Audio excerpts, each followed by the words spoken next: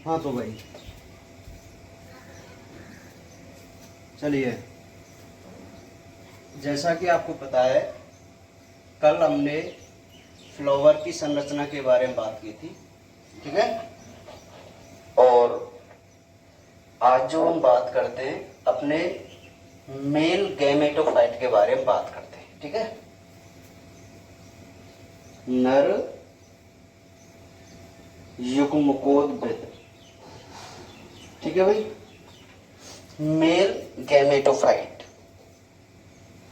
अच्छा, तो जैसा कि मैं आपको कल बता रहा था कि भाई मेल गैमेटोफाइट क्या होता है। अंकुरित परागकण को नर युग्मकोद्भिद कहते हैं, ठीक है। अंकुरित परागकण को क्या कहते हैं हम? नर युग्मकोद्भिद कहते हैं, ठीक है भाई।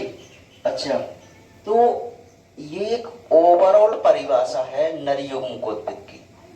क्या कि जब कोई परागकण अंकुरित हो जाए, जब परागकण अंकुरित हो जाए तो हम उस संरचना को नर युग्मकोद्भिद कहते हैं, ठीक है। अब हमें ये पता लगाना होगा, या मैं कहूं कि वहां तक हमको पहुंचना होगा कि आखिर ये परागकण कैसे बनते हैं, ठीक है। परागकण, और हम पहले ही बात कर चुके हैं कि जो परागकण होते हैं वो परागकोश के अंदर बनते हैं, और परागकोश जो होता है वो फ्लावर का मेल पार्ट होता है, होता नहीं होता पुंकेसर में, ठीक है। तो हमें सबसे पहले, और मैं आपको पहले ही बता चुका हूं कि हम इस चैप्टर में बिल्कुल क्रम से चलेंगे। सेकंड नंबर और थर्ड नंबर जो चैप्टर है उसमें बिल्कुल हम कैसे चलते हैं, रिदम से चलते हैं। तो चलिए देख लेते हैं। तो सबसे पहले हमें जो बात करनी पड़ेगी वो हम करेंगे पुंकेसर के बारे में, ठीक है। पुंकेसर को हम क्या कहते हैं? स्टेमन बोल के चलते हैं। तो क्या होता है स्टेमन पुंकेसर? कि यह नर जननांग है। इसके 3 भाग होते हैं, आप सभी जानते हैं, परागकोश, योजी और पुतंतु, ठीक है। यहां से आपको कोई क्वेश्चन नहीं आता, आप सभी जानते हैं कि जो पुंकेसर होता है उसके 3 पार्ट होते हैं, ठीक है भाई। हम अपने फर्स्ट वन, सबसे पहले जो हम क्वेश्चन की बात करेंगे, अब देखो मेल पार्ट पुंकेसर चल रहा है क्योंकि हमारा जो मेन टॉपिक है वो क्या है? Development of male gametophyte. तो जब भी हम डेवलपमेंट ऑफ मेल गैमेटोफाइट के बारे में बात करेंगे, हमें सबसे पहले क्या करना होगा कि हम स्टेमन के बारे में बात करेंगे, पहले मेल पार्ट के बारे में बात करेंगे। और मेल पार्ट जो पुंकेसर होता है उसके हमने 3 पार्ट देखे, 3 भाग थे, जिसमें एंथर था, योजी था और पुतंतु था। तो योजी और पुतंतु का कोई रोल नहीं होता। मोस्ट वन यहाँ पे जो संरचना होती है वो एंथर होती है। क्या होती है?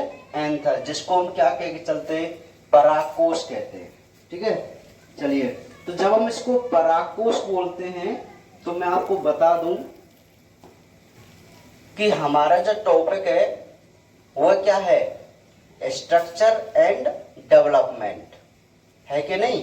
तो इसमें हमें क्या करना है कि एक तो हर ऑर्गन्स का डेवलपमेंट हमको देखना है, और डेवलपमेंट देखने के बाद उसकी संरचना भी पढ़नी है। मेरी आप बात समझने की कोशिश कीजिए।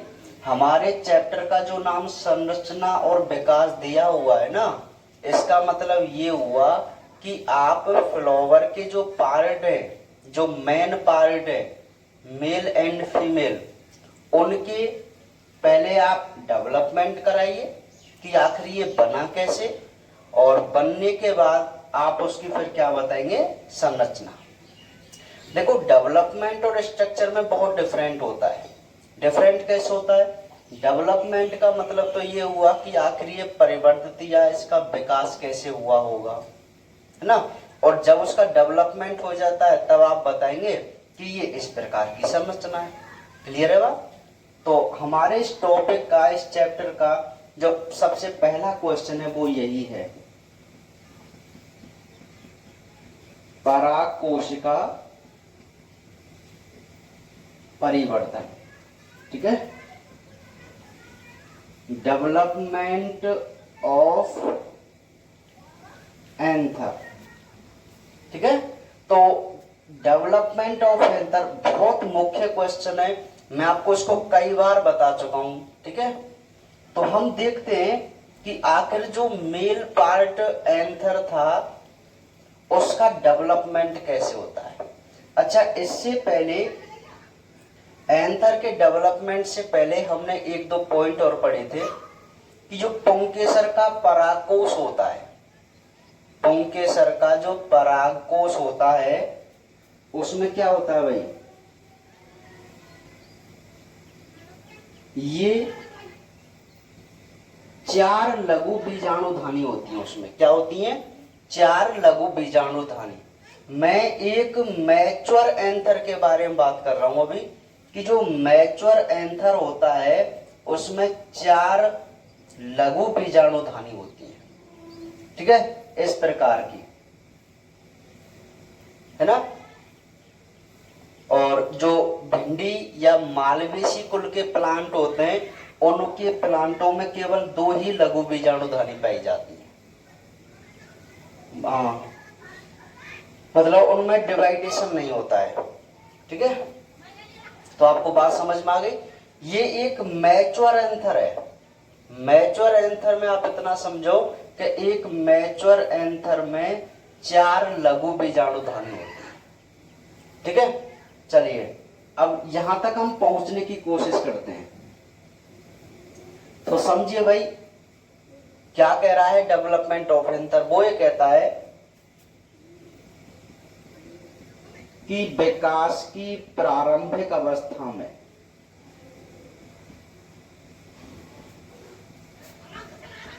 विकास की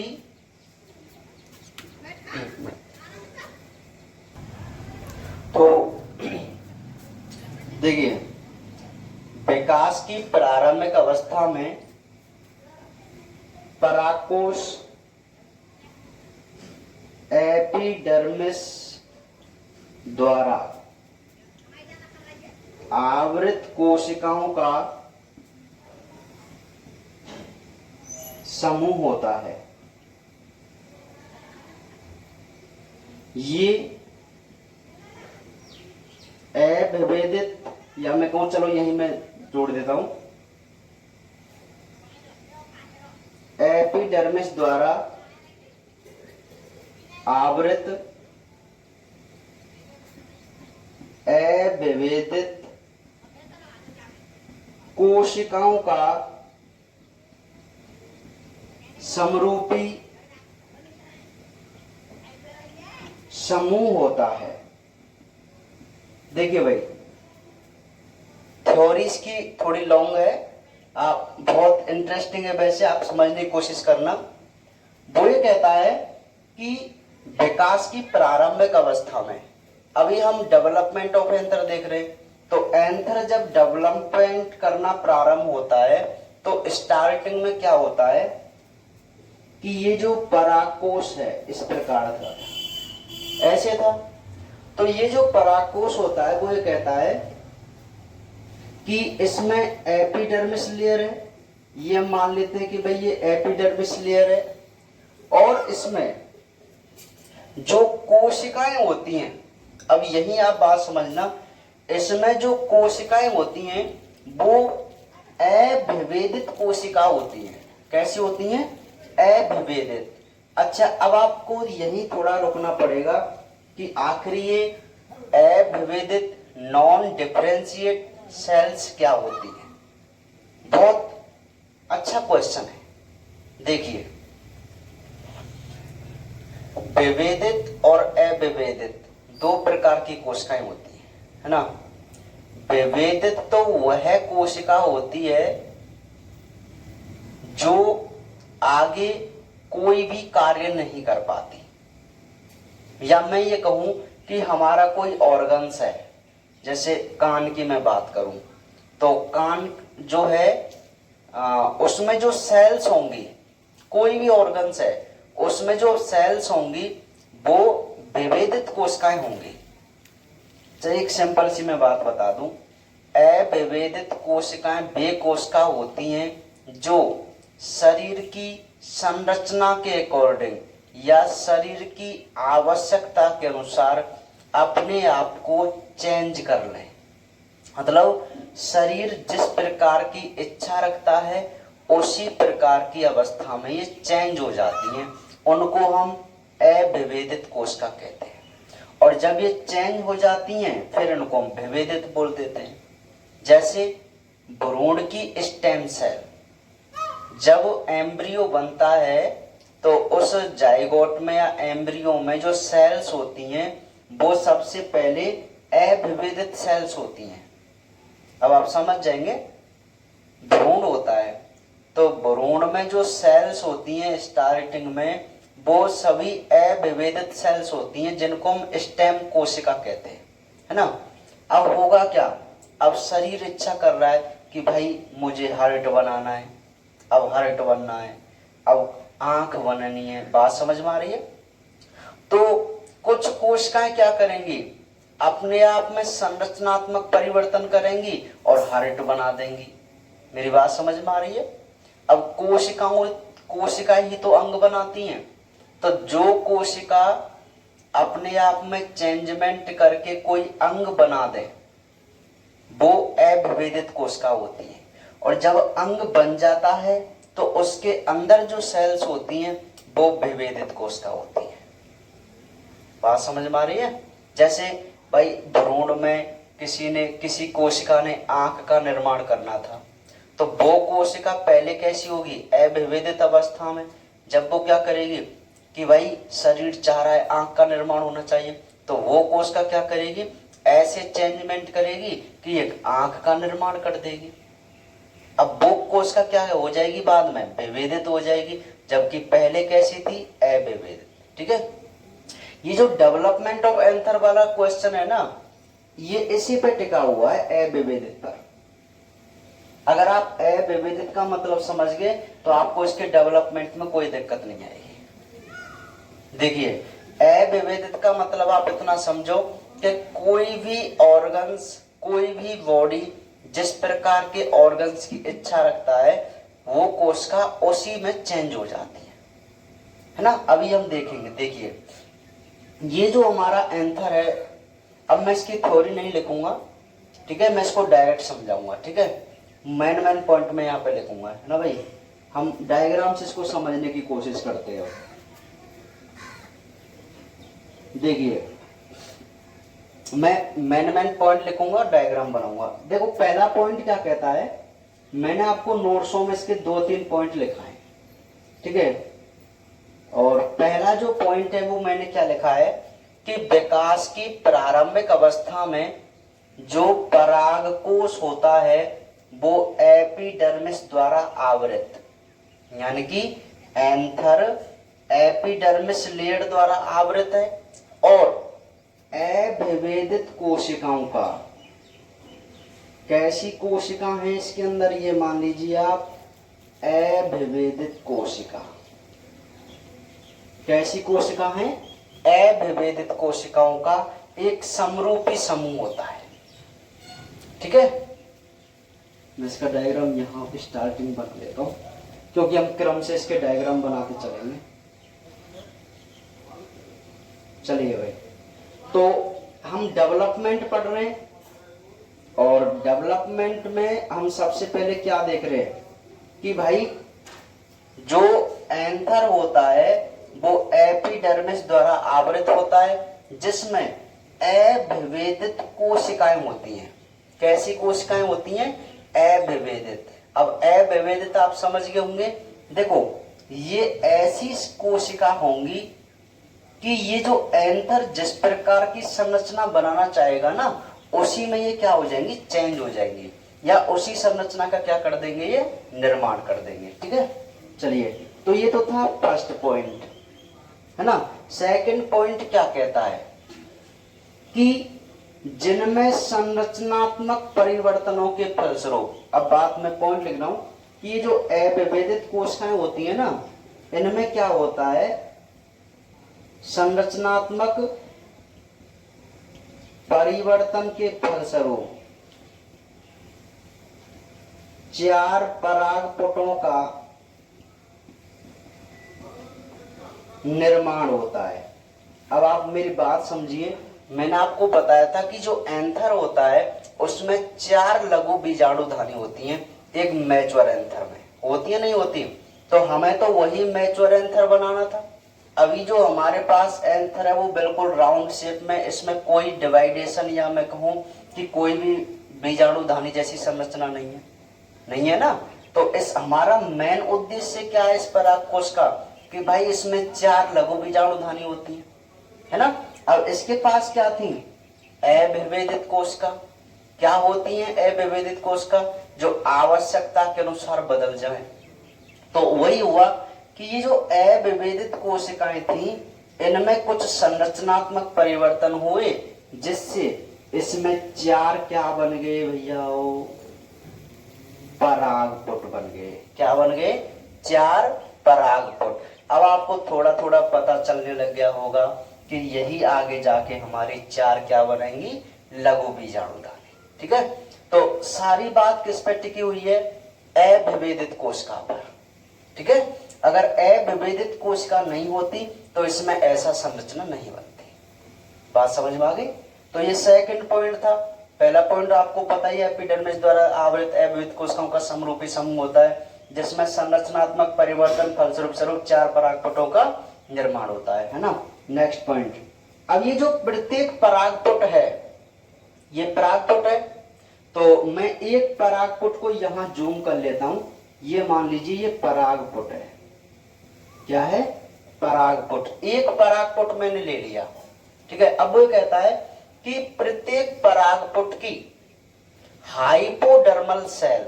अभी हाइपोडर्मल क्या हुई भाई? अरे ये एपिडर्मिस लेयर थी सबसे ऊपर, और एपिडर्मिस के ऊपर कौन सी लेयर होती है? हाइपोडर्मिस होती है। तो ये मान लीजिए हाइपोडर्मल है ना। तो एपिडर्मिस के नीचे हाइपोडर्मल सेल होगी। अब वो ये कहता है कि परागपुट की हाइपोडर्मल सेल कुछ कोशिकाओं से आकार में बड़ी हो जाती है ना। ये भाई हाइपोडर्मल सेल है, हाइपोडर्मल सेल है ना। तो इस कोशिका ने क्या किया कि कुछ कोशिकाएं अपने आकार में क्या हो गई, बड़ी हो गई। और जो कोशिकाएं बड़ी हो गई ना, इन्हीं को हम क्या कहते हैं, प्रेपशु कोशिका। यहां तक दिखाई दे रहा है क्या? हाँ चलो, यहीं से आप समझ लो। देखो कि ये जो हाइपोडर्मल सेल हैं, इन हाइपोडर्मल सेल ने क्या किया कि कुछ हाइपोडर्मल कोशिकाएं और हाइपोडर्मल कोशिकाओं से आकार में बड़ी हो गई। और जब वो बड़ी हो गई तो कौन सी कोशिका कहलाएंगी? वो प्रेपशु कोशिका। क्या कहलाएंगी? प्रेपशु कोशिका। तो ये कोशिका कौन सी बन गई? प्रेपशु कोशिका बन गई। ठीक है, अब आगे चल के क्या होगा कि जो ये प्रेपशु कोशिका है, ये रही प्रेपशु कोशिका, इसमें होता है परिणत विभाजन। तो इस प्रकार परिणत विभाजन हो गया। ठीक है, तो इसमें 2 प्रकार की कोशिकाएं बनती हैं, एक तो है प्राथमिक वित्तीय और एक है प्राथमिक बीजाणुजन। बात मेरी समझिए कि ये जो हाइपोडर्मल कोशिकाएं थी, ऐसे हाइपोडर्मल कोशिकाएं थी ये, है ना। तो इनमें से कुछ कोशिकाओं ने क्या किया, अपने आकार में बड़ी हो गई। जैसे मैंने ये कोशिका को बड़ा कर दिया, तो इस बड़ी हाइपोडर्मल कोशिका को आप आर्किस्पोरियल यानी कि प्रेपशु कोशिका बोलेंगे। ठीक है, ये आर्किस्पोरियल या प्रेपशु कोशिका है। अब इस आर्किस्पोरियल सेल्स में क्या होता है, परिणत विभाजन से।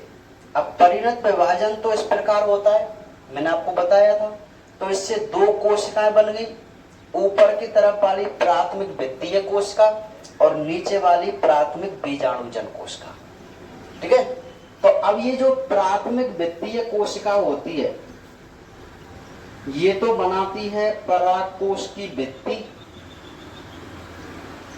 और जो प्राथमिक बीजाणुजन होती है वो बनाती है बीजाणुजन मात्रकोश का।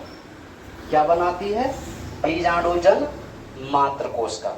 और यही है हमारा एक मैच्योर एंथर। मतलब मैं ये कहूं कि ये जो परागकोट है ना, अब इसमें क्या होता है कि ऐसे कोशिकाएं बन जाती हैं कि ये तो मान लीजिए परत है ये वाली, और ये बीच में क्या हो जाएंगी?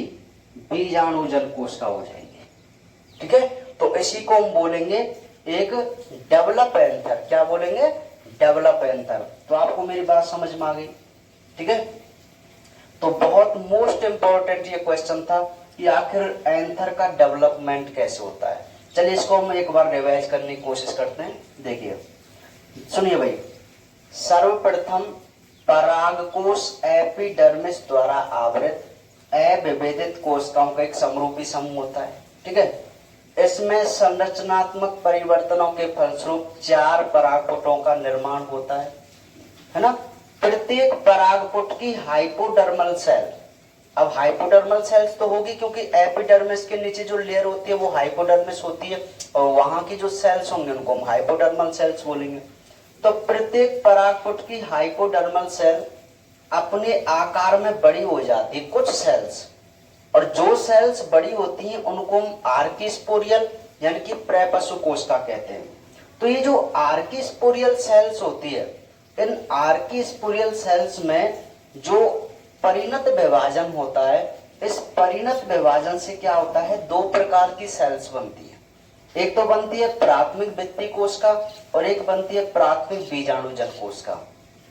तो प्राथमिक भित्ति कोशिका तो परागकोश की भित्ति का निर्माण करती है, और प्राथमिक बीजाणुजन कोशिका है वो बीजाणुजन मात्र कोशिका का निर्माण करती है। ठीक है, तो ये हमारा बहुत मोस्ट इंपॉर्टेंट क्वेश्चन था, डेवलपमेंट ऑफ एंथर। एक बार आप इसका स्क्रीनशॉट ले लीजिए ताकि आपको समझने में आसानी रहे।